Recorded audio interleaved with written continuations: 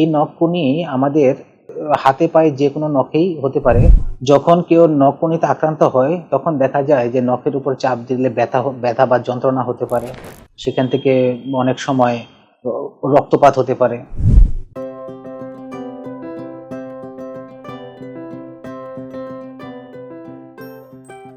আসসালামু আলাইকুম, আমি ডাক্তার আব্দুল্লাহ ফয়সাল, চর্ম ও যৌন রোগ বিশেষজ্ঞ হিসেবে কর্মরত আছি বাংলাদেশ স্পেশালাইজড হসপিটাল, শ্যামলী, ঢাকা। আজ আমি কথা বলবো খুবই কমন, যন্ত্রণাদায়ক এবং বিরক্তিকর একটি সমস্যা নিয়ে, নখকুনি বা ইনগ্রোন নেল নিয়ে। যখন আমাদের নখের কোনা বা নখের ধার সোজা বাইরের দিকে না এসে ত্বকের ভিতরের দিকে বাড়তে থাকে, তখন আমরা এই কন্ডিশনকে নখকুনি বা ইনগ্রোন নেল বলি। এই নখকুনি আমাদের হাতে পায়ে যে কোনো নখেই হতে পারে, তবে পায়ের বৃদ্ধাঙ্গুলের নখে আক্রান্ত হওয়ার প্রবণতা বেশি থাকে। যখন কেউ নখকুনিতে আক্রান্ত হয় তখন দেখা যায় যে নখের উপর চাপ দিলে ব্যথা বা যন্ত্রণা হতে পারে। আক্রান্ত নখের আশেপাশে চামড়া ফুলে যেতে পারে, সেখান থেকে তরল বা কষ বের হতে পারে, সেখান থেকে অনেক সময় রক্তপাত হতে পারে, অনেক সময় সেখানে সেকেন্ডারি ব্যাকটেরিয়াল ইনফেকশনের মাধ্যমে পুঁজ হতে পারে। এখানে পাইজেনিক গ্র্যানুলোমা নামে এক ধরনের ব্লাড ভেসেলের টিউমারও হতে পারে, এবং তখন এখান থেকে আঘাত লাগলে ব্যথা হতে পারে এবং পরিশেষে আশেপাশের চামড়া বৃদ্ধি পেতে পারে। এখন এই নখকুনিটা কেন হয়? এই নখকুনি হওয়ার অন্যতম প্রধান কারণ ঠিকঠাক মতো নখ না কাটা।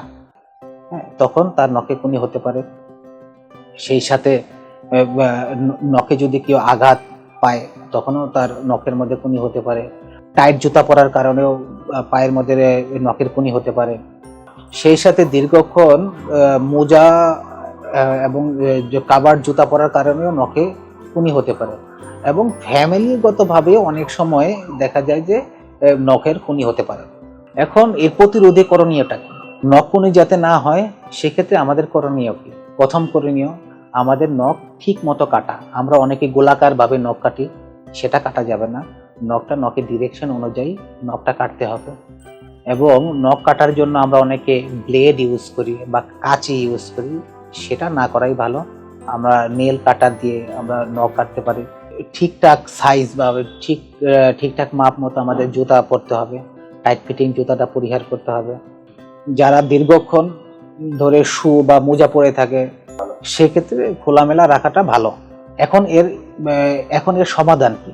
আসলে যখন কেউ অ্যাকিউট ইনফেকশন বা নখকুনির সাথে অ্যাকিউট ইনফেকশন নিয়ে আসে, তখন আমরা মেডিকেল প্রথমে ওষুধের মাধ্যমে চিকিৎসা করে নিই যাতে ইনফেকশনটা যাতে কন্ট্রোল আসে, এবং বেশিরভাগ ক্ষেত্রেই সার্জিক্যাল কারেকশনের প্রয়োজন পড়ে।